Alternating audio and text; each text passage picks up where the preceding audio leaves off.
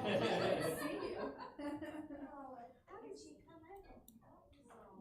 No, I just focused on those guys. It's coming around. Yeah. Johnny, I'm Holly. We email Hi. all the time. I know. Never. Nice to meet you. Did you see my latest email? My camera phone?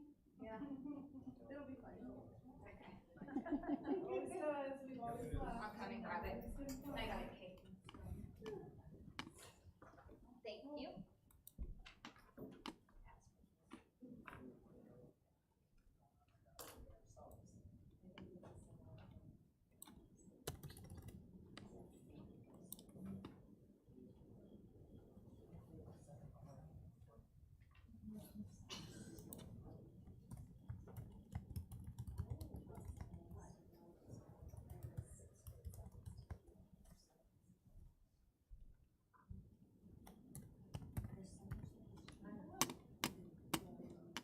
I have a lot of respect for Science Station. I really do. This is what Eric said.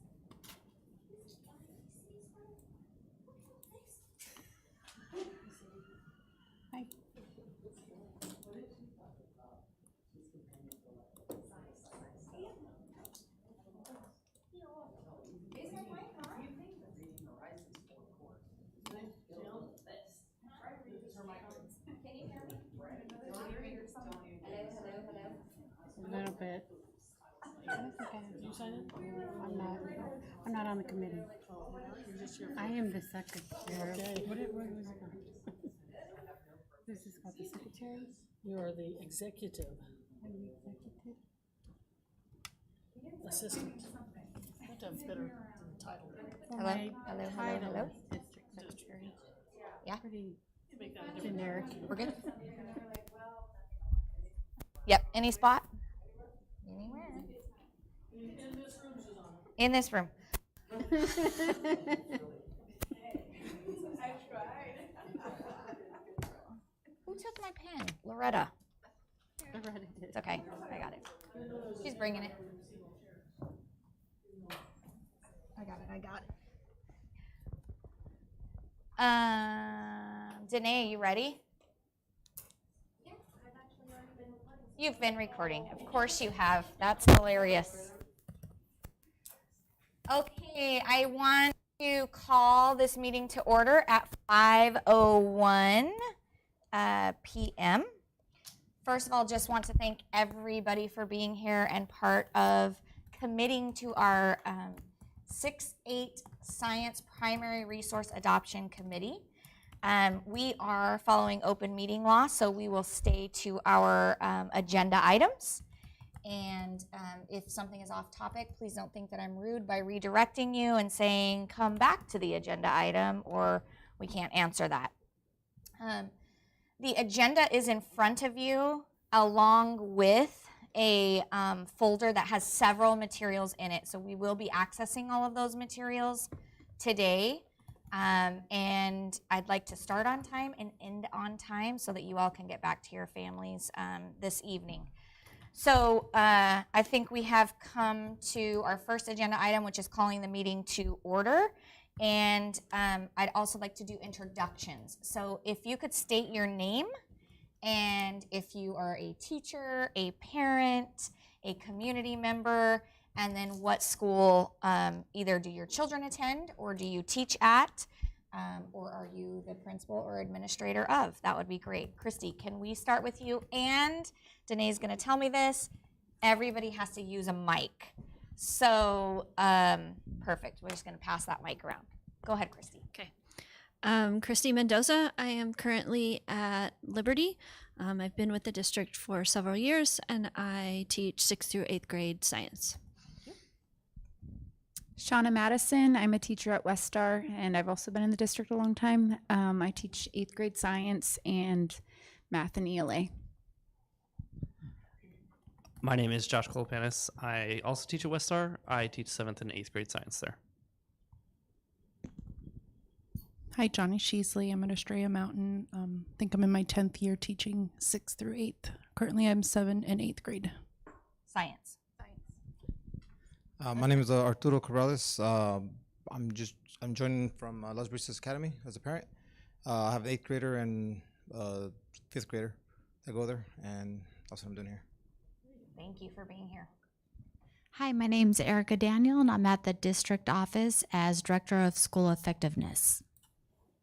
I'm Katie Jacobs. I'm the EL and Assessment Coordinator here at Ed Services. Hi, I'm Zuzana Finn. I'm the Curriculum and Instruction Coordinator at the district office, and this is my 6th year at the district. I'm Rebecca Willie. I'm the Ed Services Coordinator, and I started in July. I'm Kay Hamrick. I'm the Executive Director of Special Services, and this is my 2nd year at Liberty. I am the School Administrator at Liberty Elementary School. My name's Holly Weiner. I'm Amanda Lovelace, and I'm the Assistant Principal at Westar. Afternoon, my name is Loretta Zumbro. I'm the District Technology Integration Coach. And I'm Natasha Camp, and I have 2 mics. And I'm the Assistant Superintendent for Educational Services. Again, I just want to thank you all very, very much for being here, and for having a parent representative.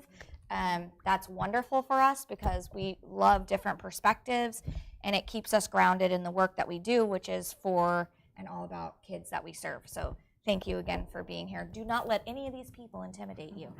Okay? I'm not sure what I got. That's okay. That is okay. So let's move on to agenda item number 2, which is our purpose and outcome. I just want to give everyone a quick second to read the executive summary there. This executive summary is coming straight from our curriculum management plan, which says that we will abide by these principles when we are choosing the best resources for our teachers and our students to use and follow. So just take a second to read that over.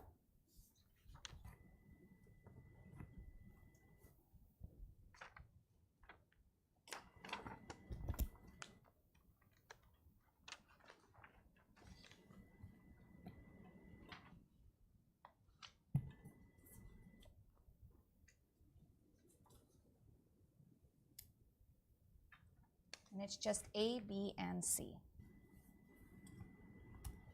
And then let's just clarify those principles. So when you think about the purpose of, or principle A, recommend resources that will support and enrich the curriculum, taking into consideration the varied interests, abilities, learning styles, and maturity levels of students served. What does that say to you?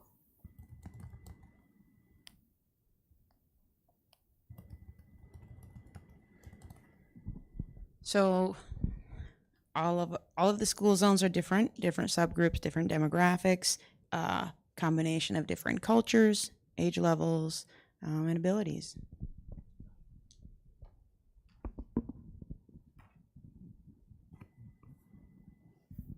For me, it's also combining enough hands-on with enough theory, if you will. But I'm a hands-on learner, so if you just talk to me about science, I don't get it. But if I'm playing with science, I get it a lot quicker. So learning style. Anybody else?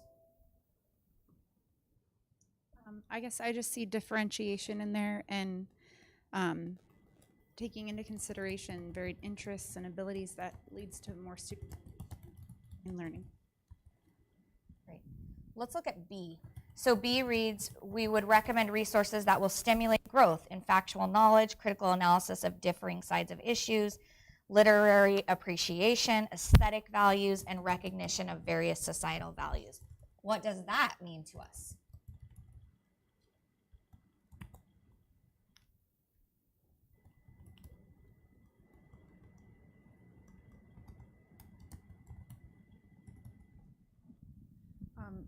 To me, this looks like we're looking at science in different ways. Like we're able to put this into a application, and they're able to read about how this applies to the world, and then what we see in the world, and different approaches and perspectives.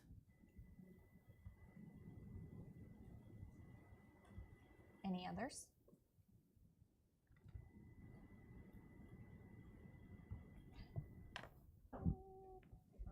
Katie, will you pass the mic? I guess I could just do this too.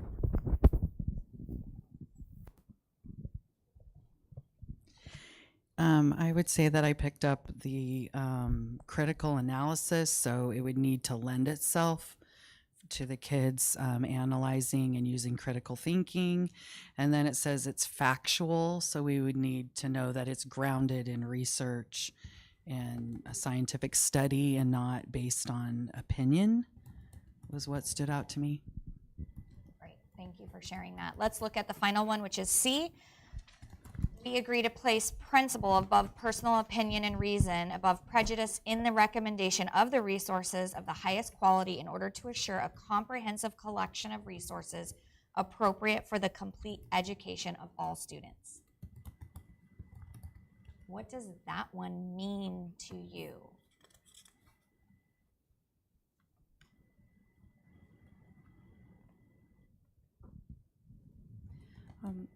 It's aligned to what we are supposed to be teaching with the standards, but no, it actually has the resources available so we can have the different perspectives and have the differentiation and have the learning styles and the abilities for all, but always coming back to our standard and the alignment for it. And anyone else on C? Do we feel like we can commit to these principles to guide us in our work? Okay, great. Let's move on to agenda item number 1.3, which is review of criteria for scoring. So if you could take your handy dandy folders out and open them up. These folders are packed with information because the science standards have changed significantly. And I think one of the most important things to realize about our science standards is that they're three-dimensional and that they include science and engineering practices, cross-cutting concepts, as well as core ideas. So on your right-hand side, and I think this is right for everybody, but on your right-hand side, you will see a paper that looks like this. And I will pull that up on my computer for you too. But this really is just giving you an idea of what those cross-cutting, or excuse me, those three dimensions of science are, and then how we use those three dimensions of science. So before I get into showing you a draft of the criteria, I just want you to take a moment with the person beside you. And Johnny, I'm going to have you include in your conversation, but take a moment with the person beside you and just read the three dimensions along with the use, which is the core. There's a combination of core ideas down at the bottom. And then we're going to come back and we're going to actually start digging into the draft rubric. And we're going to go indicator by indicator and make sure that we agree upon those indicators to be evaluating the science materials that vendors have sent to us, okay?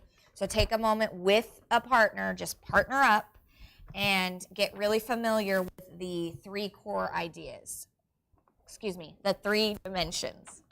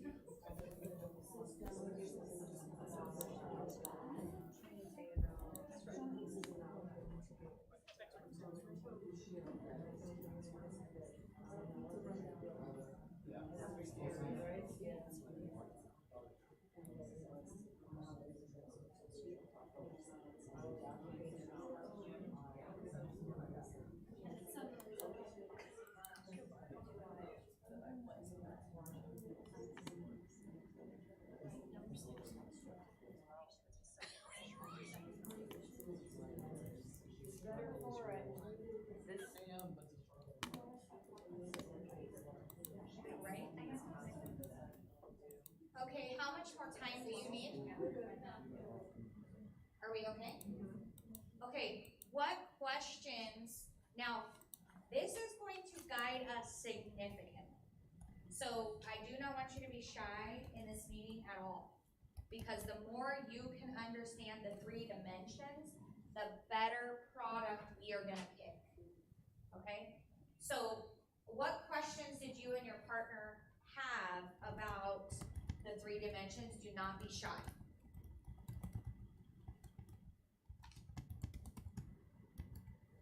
You all are experts in the 3 dimensions. No, so. Okay, that's okay, that's why we're here. So there were some items in between dimension 2 and the use category that we said, but isn't this also here? And then we said, well, for example, we talked about energy and matter, and then we said, well, yeah, once that concept is understood, then you learn that certain things get put into place, and how then you could apply that. So we just kind of went back and forth on, but couldn't this be here, or isn't this here? And then how related they were, which kind of led to like learning as you're going. Science, inquiry. Johnny or Chrissy or Shauna, would you like to further explain what Katie and Erica were thinking? And I'm calling upon our science experts for this. So your cross-cutting concepts are they are big ideas that cut through all disciplines of science. So energy and matter, we talk about energy in chemistry, but we talk about energy in physics. We talk about it in life science. So that cuts across. And energy can also be, though, there are some specific disciplinary core ideas about energy too. But it's a cross-cutting concept because it cuts across. And one of the ones we always like, if you look at the second one, cause and effect, not only does that cut across all areas of science, but it cuts into social studies, into ELA. So it cuts across disciplines. So that's where those cross-cutting concepts are. When you get down to the core ideas of using science, the U1, U2, U3. So when you look at your disciplinary core ideas, you have core ideas for the knowing side and then the using side. And so when we look at a U1, and a large majority of our standards are U1, that is phenomenon based. So students are presented with a phenomenon, and then it's their job to kind of come up with, well, why does the moon orbit around the Earth, or what evidence is there of they see a chemical reaction. Well, how did you know a chemical reaction? They're presented with a phenomenon. U2s are engineering based. So if there's something that is a U2 in our standards, then we're looking at engineering design. And then the U3s, which there's not very many of in our standards, are the application. So that would be a big topic, like if you were looking at, human impact on the environment, which is really big. That could potentially be an area of like application because it can fall into many different places. I don't know if that helps. Okay. Did you all make connections? So let's see if I can just summarize. Hopefully you took notes on your paper, like I did. So U1 is used for what? Phenomenon. Can someone describe or explain the definition of a phenomenon? Or try. Don't do it yet, science. Oh. I'm going to ask the non-science people first because we have to get our heads fully wrapped around that, right? So Katie, you guys have the mic. Do you want to try first? No pressure. You guys speak into the mic.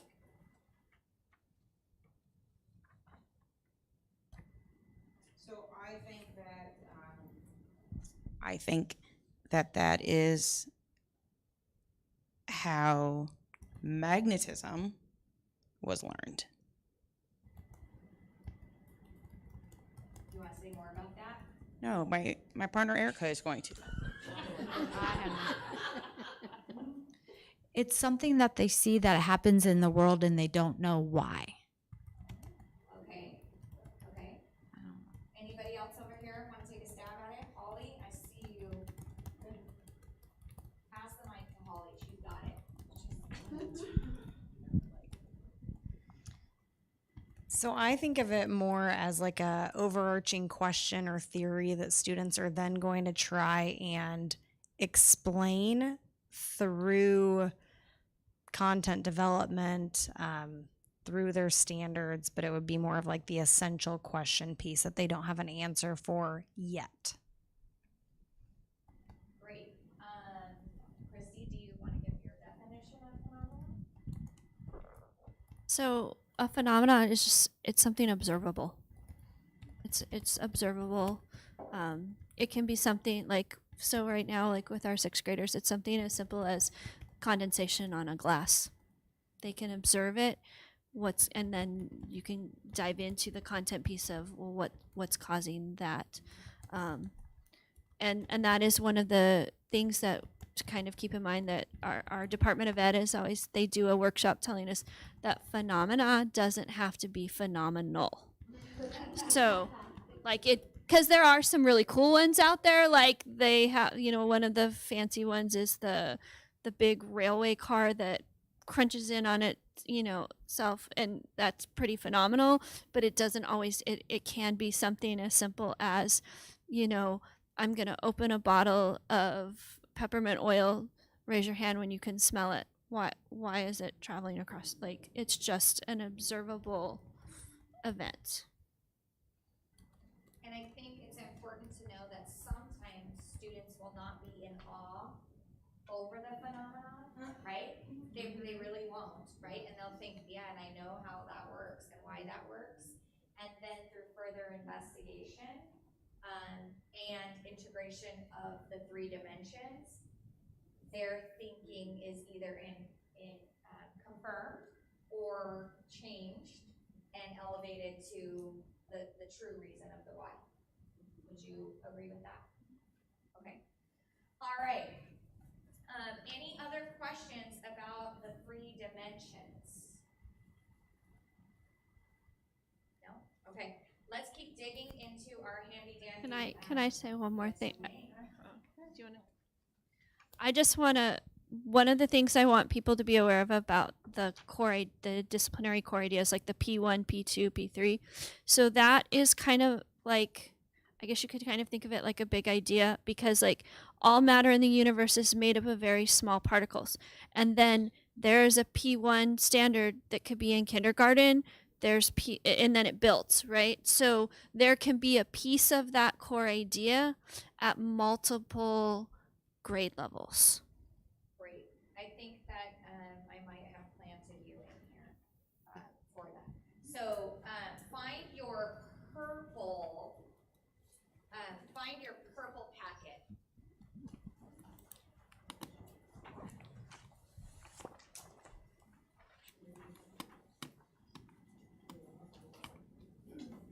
Okay, so this is important for us to look at, because this is exactly what Christy was just saying. This is the vertical progression of the knowing, right, core ideas of science. So you will see that, starting in 2nd grade, we have a P1U1.1. So, okay, we're going to do a little test here. I know, you all did not know you were getting into some heavy brain power. Okay, so if there is a 2, right, in front of it, do you want to take a guess what that means? 2nd grade. 2nd grade. Okay, very good. So far, you are excelling. Okay, P1 P1 means what? Very good. What about U1? Yes. And then dot 1. It's the That's the like you can see there's a dot 1 for second grade and a dot 2. And so those are just different components of this. That's like that standard. Okay, are you ready for another one? I'm going to try to trick you here. Okay, let's go to, I'm going to give you a code and you're going to tell me what you think it is. Okay, 8. What does 8 mean? P4.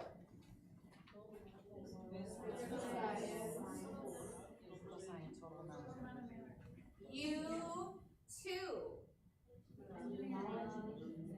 Okay, it's going to be engineering. We haven't really talked about that one, right? It's going to be engineering, and then the standard is 5, dot 5. Okay, let me get rid of a P. Let me do a different one. Okay, 4. E1. Earth and space. U1. Dot 5. Standard 5. Okay, make sense? Can I add something? Yes. So also one thing to look at, and she brought it up in the blue box about the Dimension 1, those are the science and engineering practices. And you'll notice on the purple packet that the first 3, 4, 5 words match those. So those are in the standards right at the beginning, and that's the skill. Also, another thing to look, I'm so sorry. I'm watching everybody, taking notes. Go ahead. Okay, the blue box, the do. The do. So this is the do skill. These are the skills. And lately, Christy and I have really dug into skills and finding the value of them being heavy, not more than the others, but just to weigh all of the considered boxes, because as you notice in the purple packet, the first, like I said, 3, 4, 5 words are bolded, the STEM. That's why I teach science, not ELA. The STEM, they match the skills. And so another thing too that Art and I were talking about is if you look at the do in the blue box, let's say number 1, asking questions and defining problems. Asking questions is the science skill, defining problems is the engineering practice.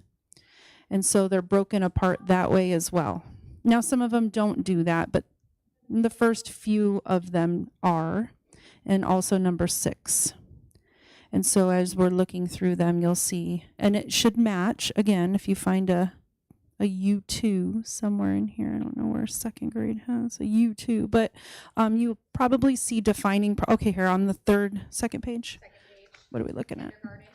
Kindergarten, the second one down, yep, design and evaluate. So we should see that somewhere with evaluating, designing a solution. That one doesn't match entirely, but construct, yeah, there you go. But anyway, they do break in half. So you'll see one of the skills is, and the majority of them, like we said, are probably going to be a science practice, not as many engineering practices. But if you notice that they get dropped, like asking questions might just be the STEM, and you might not see defining problem, it's because that's the engineering part of it, not the science. Okay, can anybody make a connection to what you just learned?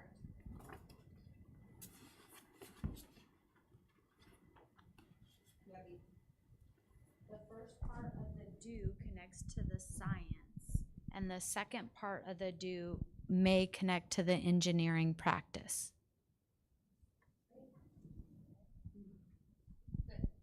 Okay, you're going to set the purple aside because you all passed your quiz of the codes that I read to you, okay?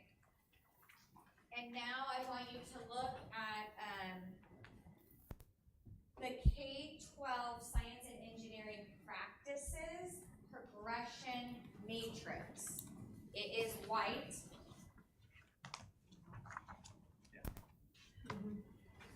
Okay, so we did the no, right, which had some of the do in it. Well, it had a lot of things, so they're all connected. But this is the progression of the science and engineering practices. I want you to know that this progression goes from in grade bands, okay? So there is a K2 band, and I'm reading it from left to right.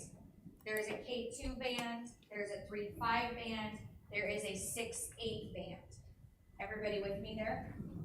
Okay. I really like the high school, but we're not gonna pay attention to 9 and 12, okay? Our main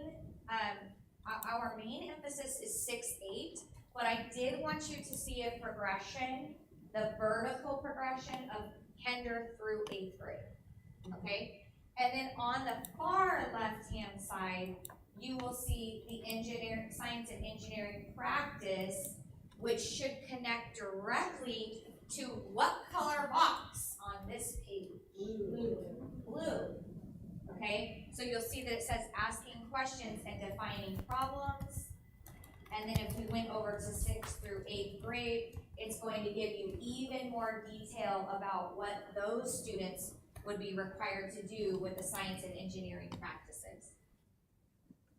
Does that make sense to everyone? Okay, this is pages, okay, which you can study at home tonight on your free time. Okay, lots here. One more thing, two more things I want to show you. Look at the green. I purposefully made this green because it connects directly to Dimension 2, which is called cross-cutting concepts, right? And Chrissy did a fantastic job of defining that for us. All disciplines within science, as well as math and ELA, okay? So the cross-cutting concepts, I gave you a copy of this to show you again the vertical progression of those cross-cutting concepts, right? So it does again delineate itself into the bands of K2, 3, 5, 6, 8, and 9, 12. Okay? The reason it's so important for us to really wrap our heads around all of this is that our students are not assessed in science until the grade 5 and until the grade 8. So if you think about that, it's going to be really important for our 5th grade students to have a solid foundation of K and 1 and 2 and 3 and 4 so that they are ready to go in 5th grade, because the assessment is cumulative, right? It's everything they have learned up to that point and within that grade level. In 6-8, they would be learning 6th grade, 7th grade, and 8th grade, right? And then be assessed in 8th grade. That's currently how our state is set up. Questions about that and or other comments? Okay, set that green one aside just for now. 3 more things I'm gonna have you, we're not gonna dig into, but Arizona is unique. And so sometimes our state, I'm trying to be very politically correct here, sometimes our state chooses to maybe go a little bit rogue, okay? If you have heard of the national science standards, those are the NGSS standards, okay? Lots of other states adopted the NGSS standards. We did not adopt the NGSS standards, although we have some similarities in the NGSS standards. The reason it's important for us to know about the NGSS standards is most of the materials that you are going to look at have a direct connection to the NGSS standards, and we have asked them for a direct crosswalk to the Arizona standards. right? Because it's not always apples to apples. So what I printed for you is an actual guide. There is a 6th grade guide, there is a 7th grade guide, and there is an 8th grade guide, which shows you a little bit of the crosswalk between the Arizona standards and the NGSS standards. So if you look at page 4 on the 6th grade guide, and Chrissy, you're gonna help me, and John, and Shauna, you're gonna help me if I misspeak about this. So here's an example. They give us a key, and it says alignment of the Arizona science standards to the NGSS performance expectations, okay? It will tell you if it's strong, it's a strong connection, if it's a partial connection, or if it's not closely related, okay? Do you see that key, everyone? Okay, so let's go down. Physical science, right? In physical science, the Arizona Science Standard says, analyze and interpret data to show that change in states of matter are caused by different rates of movement of the atoms in solids, liquids, and gases, which is the kinetic theory. Then there is the next generation science standard, connection, saying develop a model that predicts and describes changes in particle motion, temperature, and state of a pure substance when thermal energy is added and or removed. Is that a strong connection, a partial connection, or no connection? Partial. And how do you know that? Because there's a P, okay? So you see that we asked the vendors specifically to give us a crosswalk between the NGSS standards and the Arizona standards for their products, because we are not like the rest. We have our own standards. Okay? Yes. What makes this very difficult is if you take a look at the very first one that Natasha was reading, if you go up into the green box above, the bigger box up above, it'll say why it's partial. And it says that the core idea is closely related, so it doesn't even always match. And the SCP, which is that fun blue box that I love, and that's not sarcastic, I love that box. And when curriculum is offered to us, let's just say a lesson, it's going to be written in a way that will ask the students to ask a question, or in this case, develop a model, because that's what NGSS is asking for, but we need them to analyze and interpret data. So the entire lesson will be developed for them to create this model and draw about it and diagram and do all the fun things, but that's not what we are trying to get them to do. So it's really difficult to find, we've found in the past already, those connections. So I just want to strongly suggest to us all to stop for a second when we do see it's a partial. Okay, partial is better than no, but sometimes it might not be so bad, or it might be really far off. It's just depending upon what the partial is.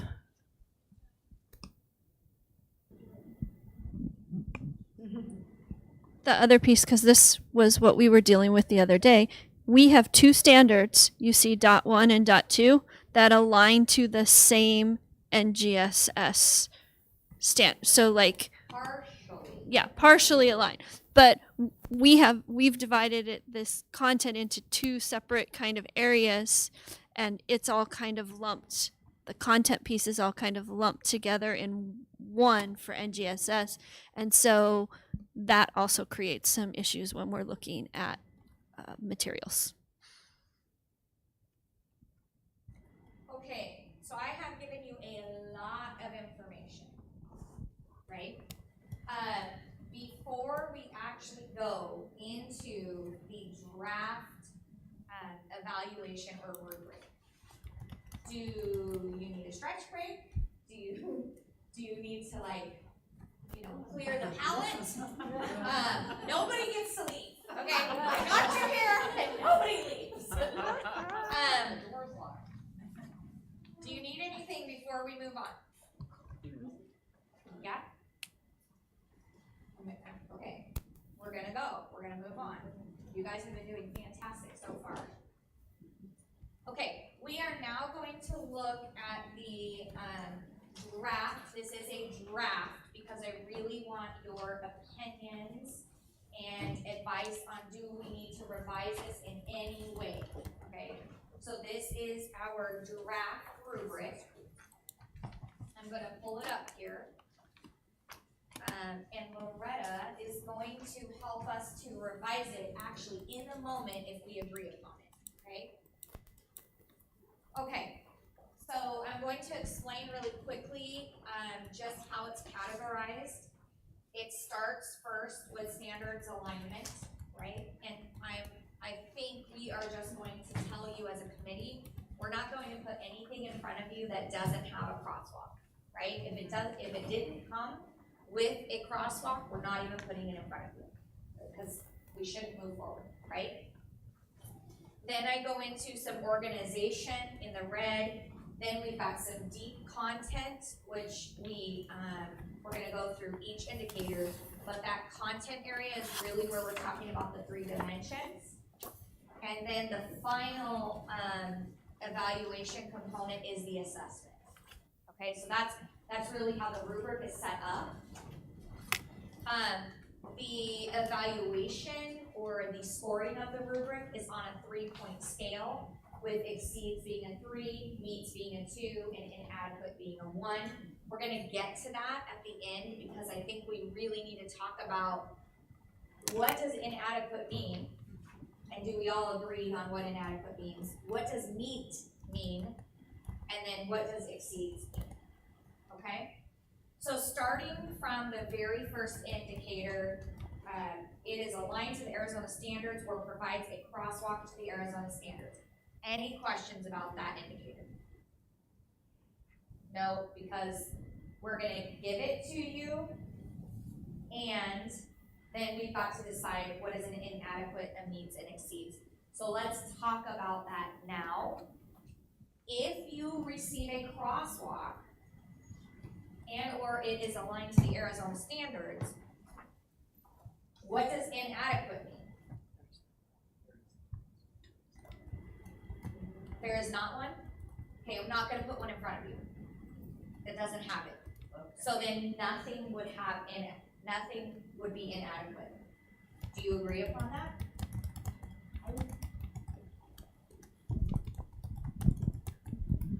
I would just add that sometimes vendors, if their product has been written to the national standards, will kind of retrofit it, or it's loosely, very, very, very, very loosely aligned. And I would say for our district, that would be inadequate to me. I see head nods. I just wanted this is going to be really important for us.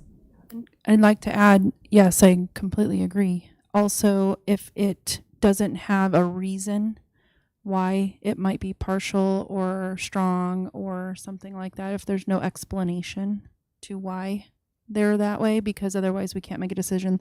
As you saw in the other one, it said something, and that was really important for us to know why they were aligned or not, or strongly correlated. Okay. I think that would be inadequate too, because we have nothing to go by. Okay, so we're going to make some decisions here. I heard inadequate is loosely aligned or does not provide a reason for alignment. Or partial, like either loosely or they only cover some of the Arizona standards and not everything is. Do you all agree to that? Not a complete crosswalk? Okay, so loosely or not a complete crosswalk would be inadequate. Okay, give me a thumbs up if you agree to that. Or you can live with it. We can put that verbiage in our Are we sure that we're going to find one that is completely? I mean, because once we So say, now we have to go to meets. right? Let's talk about what would be a meets.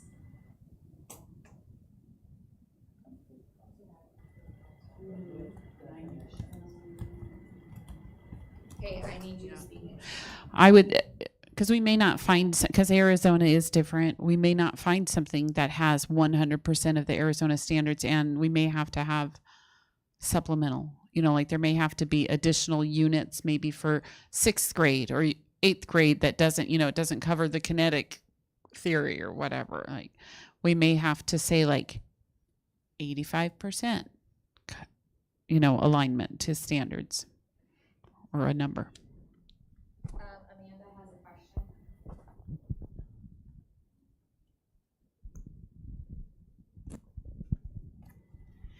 So I was just wondering, so we're deciding on the rubric definitions of inadequate, meets, exceeds. Just because we agree that loosely or not complete is inadequate, this is a scoring tool. If we score everything and everything is loose or incomplete and they all score inadequate in that area, one can still score better in other areas and would still mean we could still choose it. So I don't think we should water down inadequate if we believe that's inadequate. If they all score inadequate, there's going to be other areas they might score more strongly in. So that's a question for all of you. If they all score inadequate, should we be moving forward with scoring anything else? So this is a question I have for the committee. If question number 1 on the product scores inadequate, should we move forward with scoring the rest of the product?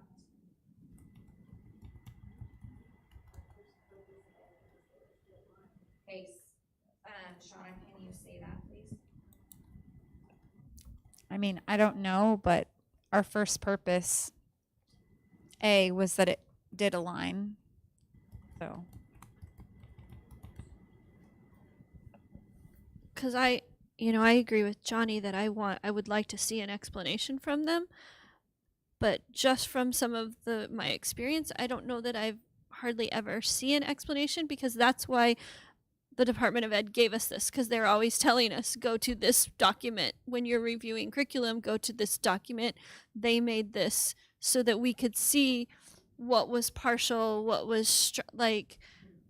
I would love it if a company, but I don't even know, because that would be amazing for me, because I agree with her. Why are they, because a lot of times, just like you said, they say, all right, okay, kinetic theory, oh, that standard has it, so that's the one that matches, but I don't know how much thought went into matching that. Okay, so let me see if I can say something and get us from an inadequate to a meet. Is inadequate a not complete crosswalk, and a meets is a complete crosswalk with an explanation? Or do you think with an explanation is actually an exceeds?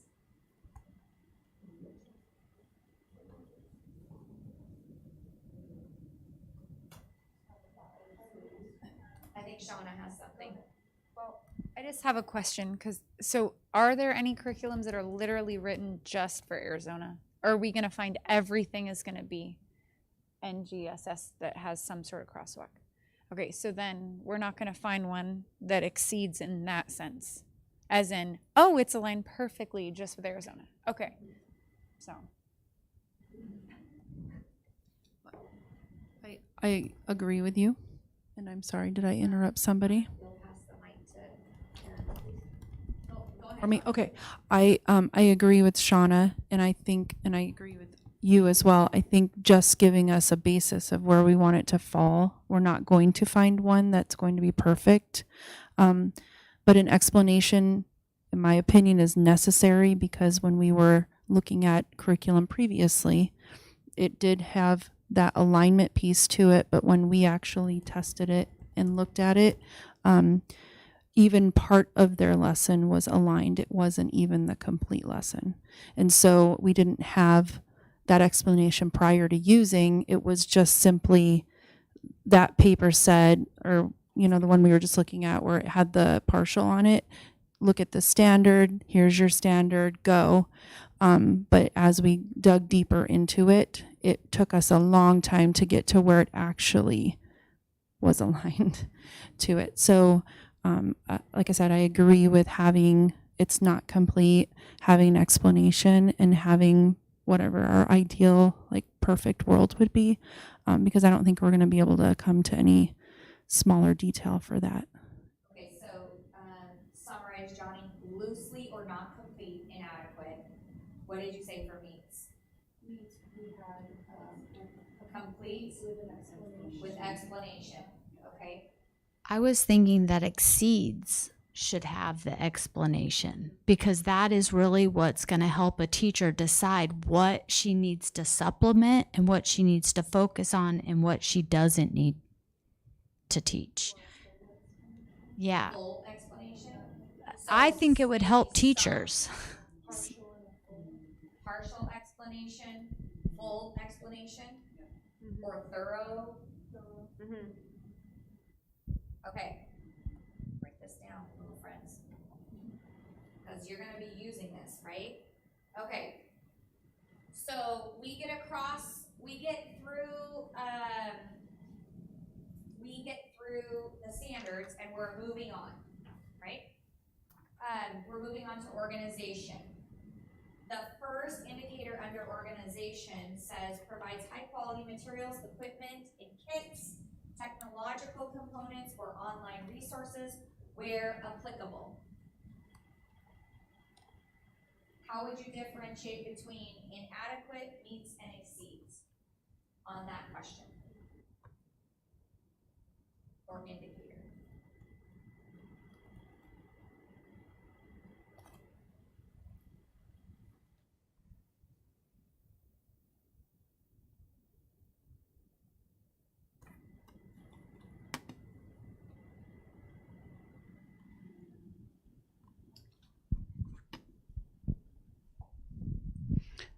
So I think our meets should be that indicator. So like it has all of that. So inadequate would be that it's either missing one of those, or it's I mean, I don't know if we want to write like flimsy, or like it's, you know, the stuff they're going to break it the first time they touch it, or, you know. And what would exceeds be?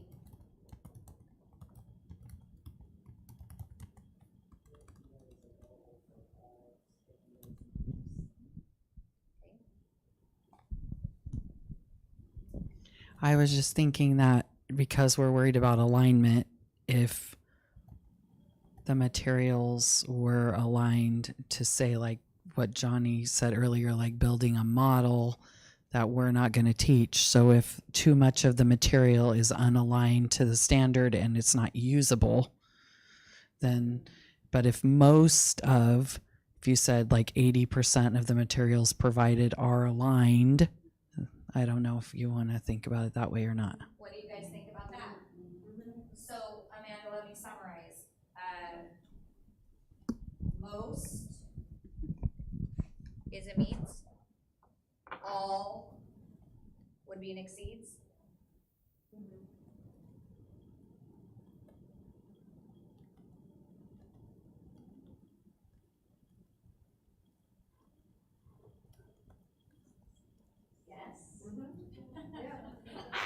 Okay. Okay, I'm gonna try it. I'll put some notes in there to help you, right? Okay. Teacher instructional materials and support. It includes precise and usable technology specifications. Does everybody understand what that's actually asking? Precise and usable technology specifications.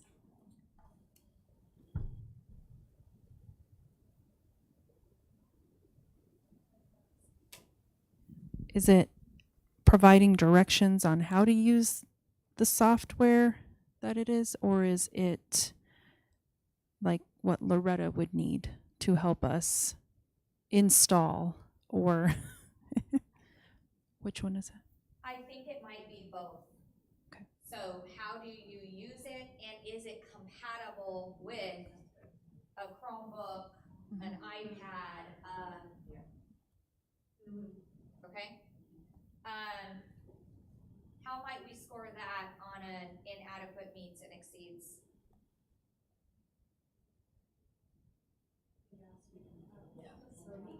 Has to definitely be compatible for meets, okay? And let's just make sure everybody in the room knows, our students don't have iPads, right? Our students have and use Chromebooks. And is there any other specification we should know? Most of our students don't take Chromebooks home. So only a certain amount takes them home. So the home factor needs to be considered. Okay. So I think we're gonna go probably pretty strong on a meets here. If it's Apple. If it's Apple, it's probably gonna be inadequate, right? Because we need our kids to be able to use it.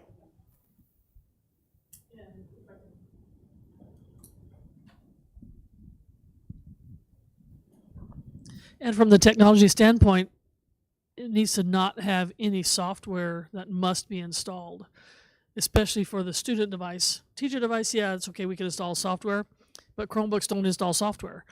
So it has to be all web-based. So web-based. I would say even for meets, for web-based, I would say most of it should be web-based for meets. Because if there's a critical component that must be installed and it has to be installed on the student device, we can't use it.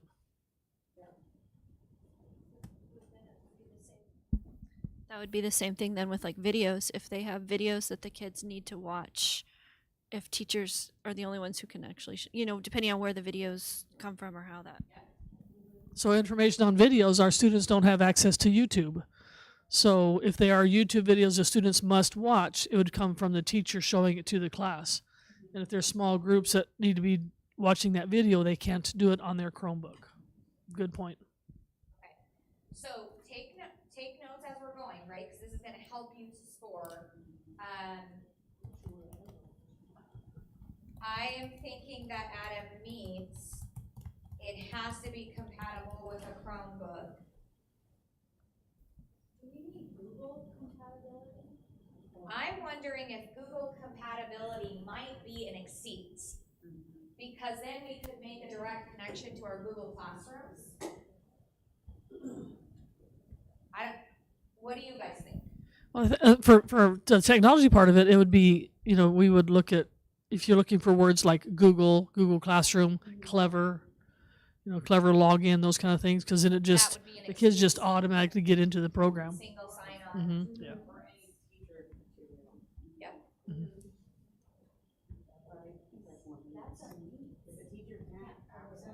Right. Yeah, the majority of them are going to be web-based anyway, so it's not going to be an issue, but it's still something that we have to keep in mind.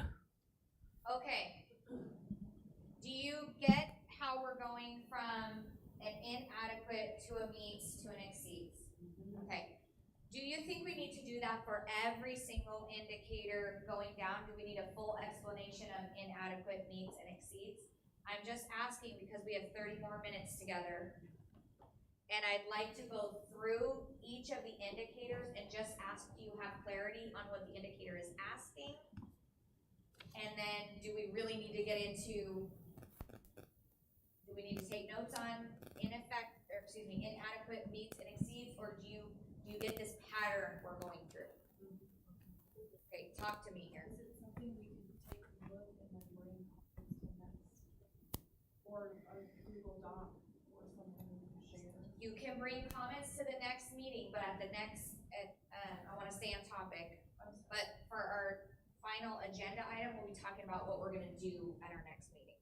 Okay? That just helps me know if I need to, clarify more. Great. Okay. I'm going to move a little quicker. Is that okay? Okay. To describe strategies including alternative approaches and delivery that will insist in differentiating instruction to meet the needs of all students. For example, English language learners, special needs students, advanced learners, struggling students. Questions about that indicator? A summary is we are looking for a product that is going to differentiate for the needs of our students. Yes? Okay. Next indicator includes a detailed list of needed materials, both consumable, like cotton balls and pinto beans, and permanent, like lab equipment, that are to be used throughout the program. Questions about that indicator? So, Mike? So just clarifying when I'm scoring, if they have a lot of consumables that we're going to be replacing over and over, does that? Science teachers, what do you think? If there's a lot of consumables to be replacing over and over, does that change between an inadequate or a meets?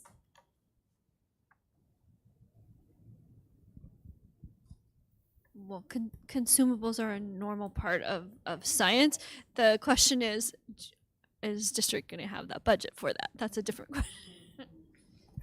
Yeah, because this question says includes a detailed list. So it's not saying, are we going to buy them or not? It just, is that list available?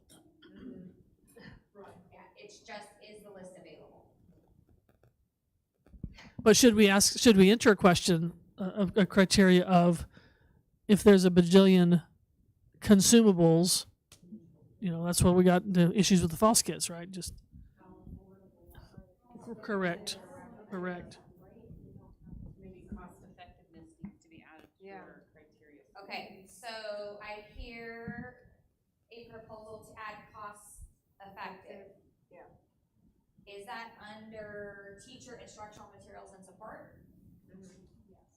Okay.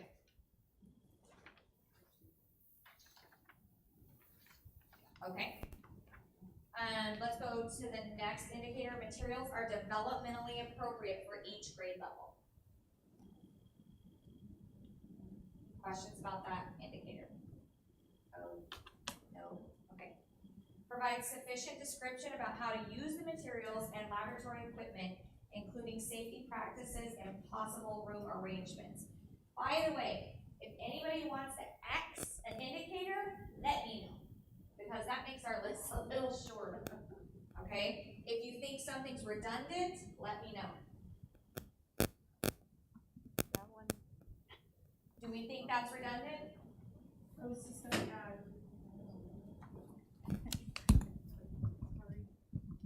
add.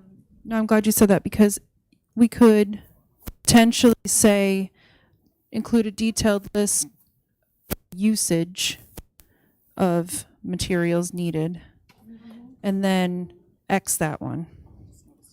A detailed list of needed materials, how to use them, safety practices. So combine it? Yeah. Okay. And I don't think we need possible room arrangements, but that's just me. Anybody else think we need possible room arrangements? Okay, great. We are going to say include a detailed list and sufficient description of how to use materials.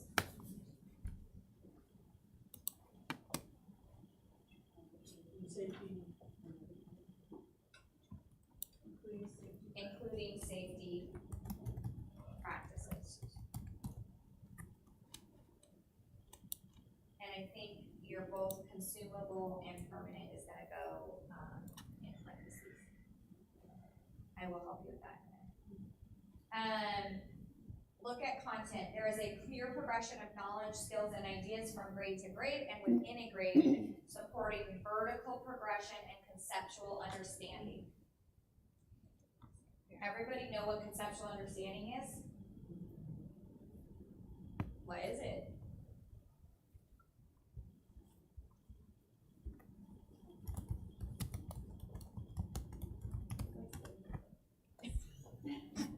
This is your master's class, by the way.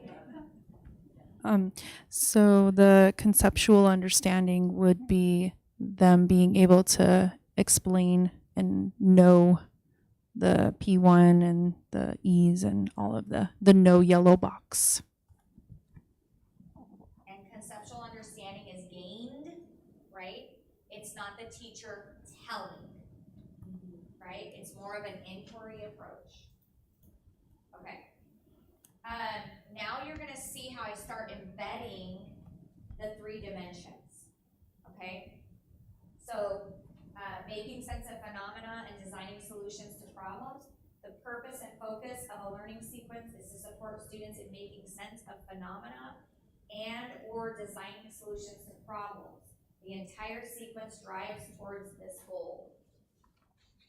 Okay, that's the sequence of learning is driving back up towards that phenomenon.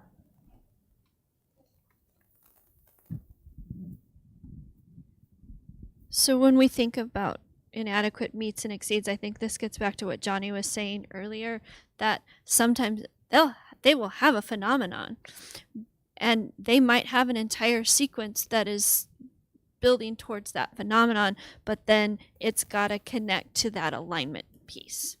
That's where we struggle sometimes. And is that at the meets, you think? So the meets would have to be that's where we start to connect back to the Arizona side of it.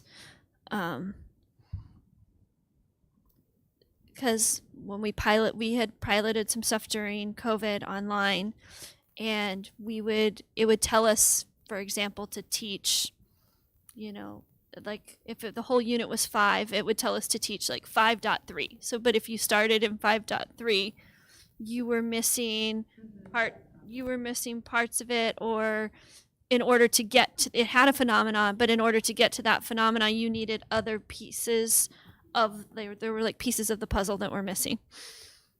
Okay, so let's put in parentheses for that particular one. I think we're saying for it to be a meet, it has to have a direct alignment to the Arizona standards. Yes? Okay, so we're putting that in parentheses to help you when you get to that indicator for scoring. That support everyone? Okay. Did I do all of them on that page? Yes. Okay. Indicator on the next page. Students make sense of, sorry, I'm not even paying attention to what I'm putting up here. Still in content. Okay. Students sense making of the phenomena or designing of solutions is used as a window into the student understanding of all 3 dimensions. Science and engineering practices, cross-cutting concepts, disciplinary core ideas. Questions about that indicator?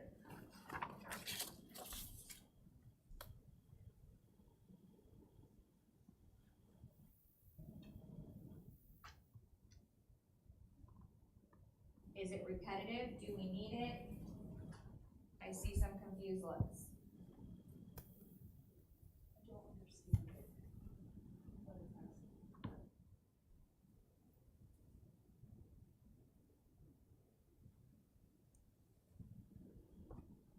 Is it asking what? I'm asking a question, I guess. The phenomena or the engineering drives the instruction. Okay. Which I feel almost kind of goes back to the purpose and focus of those Yeah. areas. I almost feel like I keep flipping back and forth trying to figure out what I'm missing from part of it. But Delete this one. If it's repetitive, yeah, but you like one better than the other. my concern is that the one on the page prior is only focused on the phenomena or designing solutions. That's what we're making sense of, where we do need to focus on making sure the 3 dimensions are embedded, which I think is what it's trying to say, but I don't understand the use of the word as a window or the words. What is your recommendation? Aligned? You have a mic in front of you, Erica. Well, we could take out the prior criteria and add the alignment to this criteria. And it's making sure that we integrate all three of the dimensions within the inquiry of the phenomena. That's a question. Phenomena.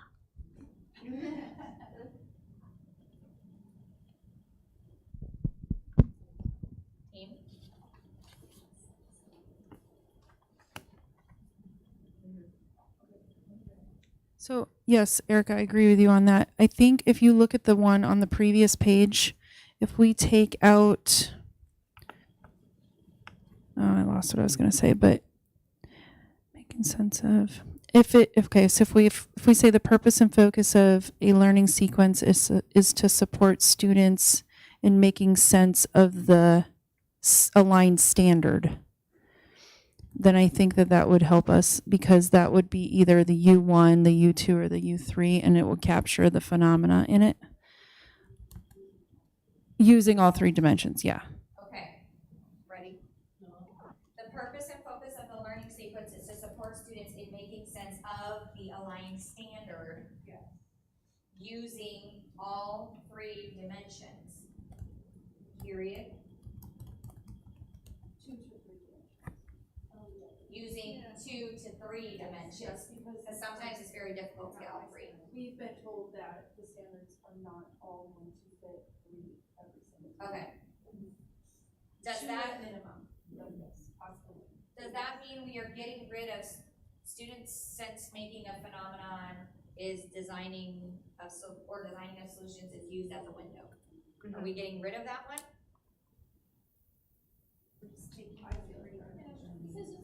we're using the standard has the engineering phenomena in it. Okay, we are getting rid of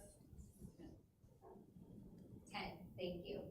And then check our language here on 9. The purpose and focus of the learning sequence is to support students in making sense of the aligned standards using 2 to 3 dimensions. Period. Take out phenomena and or designing solutions to problems. Taking all that out? Yes, because that only covers you one anyway. And the entire sequence drives towards this goal? Are we taking that statement out?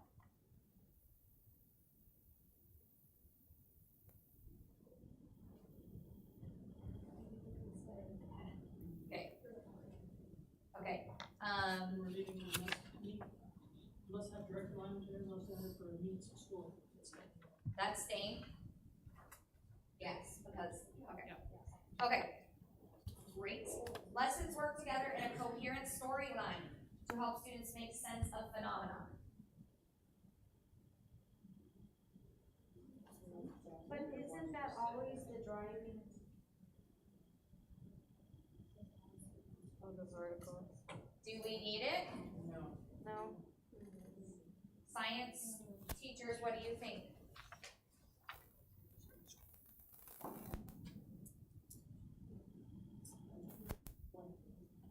Do you think that the one that we corrected actually says we have this coherence? It doesn't say storyline. It doesn't say that. So the difference between having lessons that work together and lessons that have a coherent storyline are really an opportunity for us to have that phenomena to continue to tie back to. So yes, that would be amazing if we had that. However, sometimes the storylines provided are not connected with our kids, and we have found that already in teaching from the standards. So that's why I said I could go either way. I'm not sure what you all feel about that, because I would have said yes, absolutely storyline, but I'm okay with not now, because we've seen a struggle with their connections. Erica, do you have something to add? Well, can you use the mic, please, Katie? What if we just revise the last statement on that first page? The entire sequence drives toward this goal. To the entire sequence drives a coherent storyline. What about the entire sequence provides? Provides, yeah. A coherent storyline. So Johnny, would you say though too, like when I think of storyline, I think of an anchor phenomenon versus an so there's different types of phenomenon too. There's an anchor phenomenon, an investigative phenomenon, and an analogous is the analogous phenomenon. And so sometimes units might, like when I think of that big storyline, sometimes I think of that kind of phenomenon. So where they are, we've seen them where like the whole, and the one I think Johnny's referring to, like there's an entire sequence that we've dabbled with where it's about colonizing Mars, but they've tied multiple standards in, like into chemical reactions, into waves, into energy, and it's big and a lot of, so it's this huge overarching kind of storyline of this colonizing Mars, and our kids don't always connect with that. So Are you proposing keep it or get it out? the other, well, 'cause these are other, so that I was just kind of going off what she was saying. But then the other piece of that, when I think of what we've done before with storylines, if we don't have something in there to think, because we talked about the alignment to Arizona standards, because they will have, goes back to, they will have these storylines, but if their whole storyline is, all of section 5, and our alignment is only section 5.2 and 5.5, then we don't have a coherent storyline when we try to teach it. So I think we're keeping it. So does exceeds mean that the students connect to it? Our students can connect to that storyline?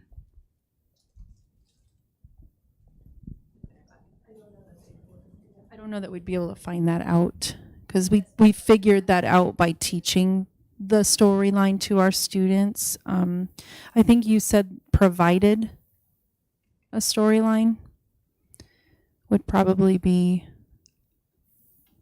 a meets to me. I don't know what an exceeds would be because it's either a storyline or it's not. I mean, it's either there or it's not.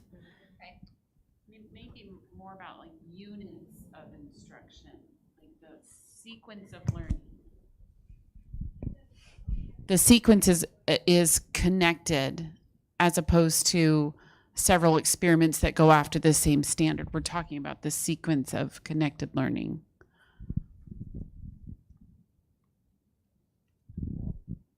Our decision here is keep it or remove it.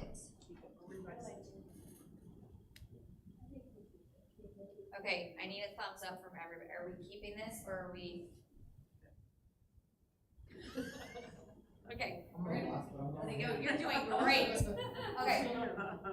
Okay, students get direct, preferably firsthand or through media representations, experience with a phenomenon or problem that is relevant to them and is developmentally appropriate. Yeah? Oh, you guys like that one. Okay. All right. Criteria 2, 3 dimensions. Students develop and use grade level appropriate elements of the science and engineering practices, disciplinary core ideas, and cross-cutting concepts. Yes? That's, I think, what we studied about, right? Okay. The learning sequence helps students use multiple, and we put in here 2 to 4 practice elements as appropriate in their learning.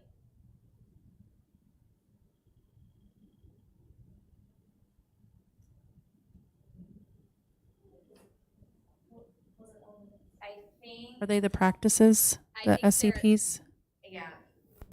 Do you want me to change the word elements? Skills? What they could be practices. Yeah. Practices. Yeah. Okay, let me see where that is. The learning sequence helps students use multiple practices. Oh, thank you.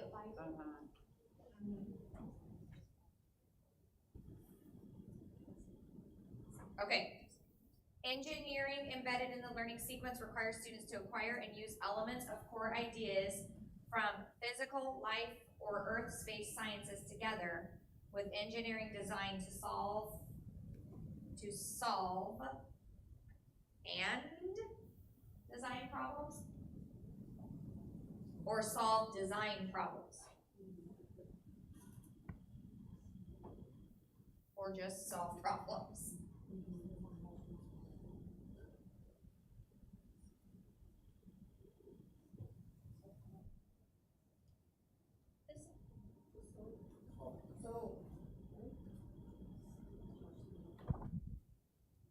Are we proposing a change in the language?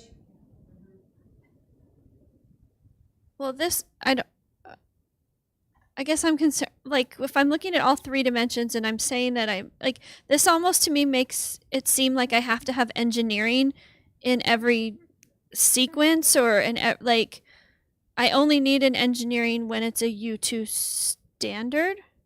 So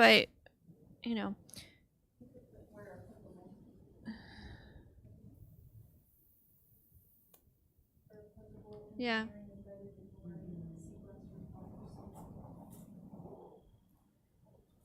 Okay, the suggestion is to start with, where applicable, engineering embedded in the learning sequence requires students to acquire and use elements of core ideas from physical, life, earth, and space science together, period, or with engineering design to solve design problems.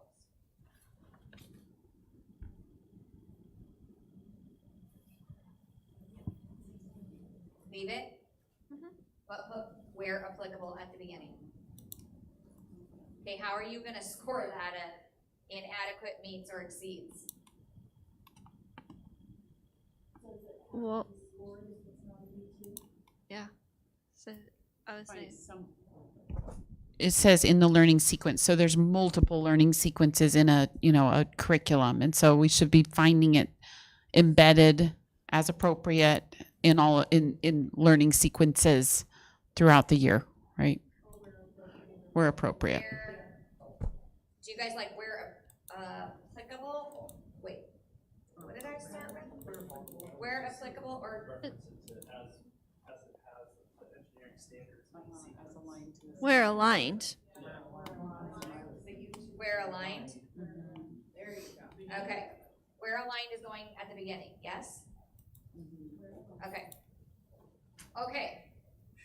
Integrating the three dimensions for instruction and assessment. The learning sequence is designed to build student proficiency in at least one grade appropriate element from each of the three dimensions.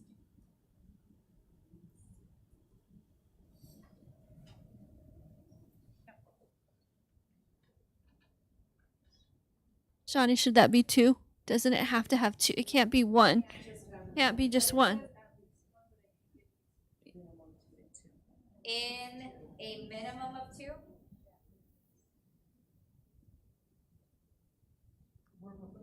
Wait a second. Learning sequence is designed to build student proficiency in at least two.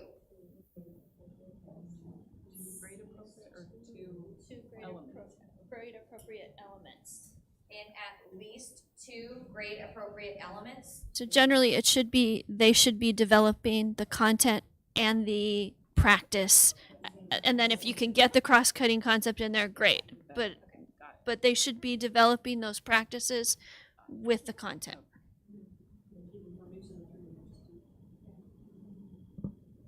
At least two. Okay.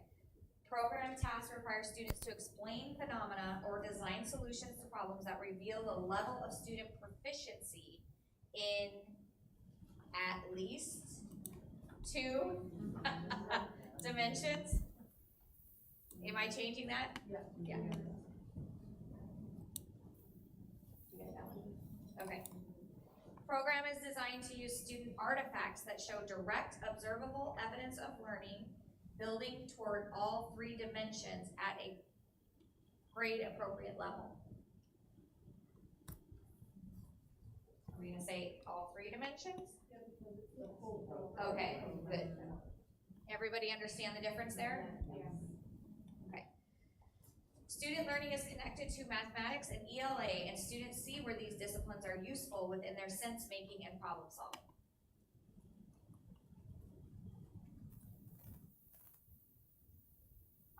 Good. Okay. Student reading materials include several different formats, such as narrative stories, news articles, journal articles, infographics, and websites of scientific entities. You like that one? Yes. I think they have to have all that to be an exceeds. I don't know. Okay, last part. Assessment. Assessments are designed with clear systems to help educators use the resulting data for feedback and monitoring purposes.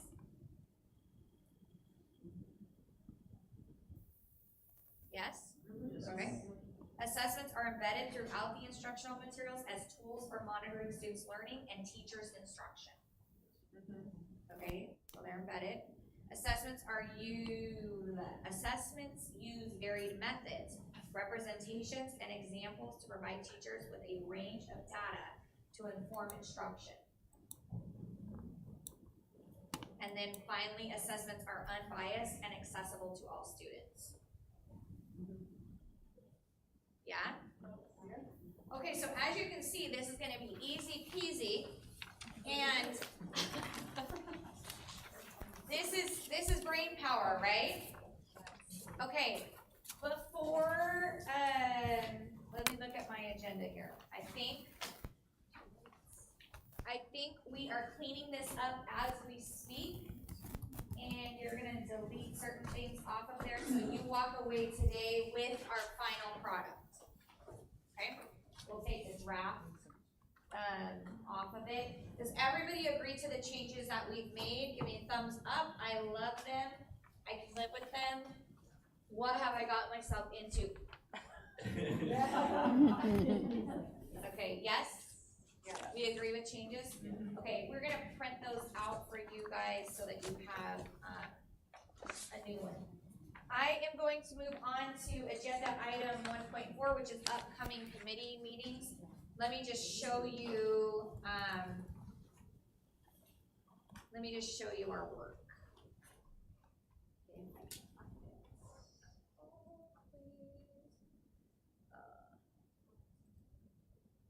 Okay. So our upcoming committee meetings, we're gonna have quite a few right after each other. These are draft dates, okay? So they are subject to change if we need to, based upon vendors, etc., if things take us longer. So the next time we are meeting is next Tuesday, October 25th. During that meeting, we would like to evaluate all resources using the rubric, okay? In order for us to do that, I am going to be sending you electronic versions of the resources starting tomorrow so that you can start some of your scoring, okay? That way when you come in, you would be able to see all of the physical products that go with those resources. We currently have 10 resources, 10 vendors that have sent in resources. I think I'll be removing one of those vendors for lack of alignment. But I'd like to send you that information starting tomorrow so you can begin to look at it, and then we'll spend really the entire time next time just going from one to the next, and you will have your rubrics right there with you. Does that sound like an okay plan? Yes? Okay, if we need to extend that time and we don't get through, then we'll just move it to our next date, and we'll move everything down so that we kind of stay on track with what we're doing. Okay? All right. Questions about our process or our proposed timeline? One question. So the vendor scenario and everything, is it for, I'm guessing it's for next year, right? It is for next year. Yep, so we are, we are making a decision to adopt for the use next year. Great question. Any other questions before we adjourn? You're only 1 minute over. Okay, I think we are adjourning at 6:31 p.m.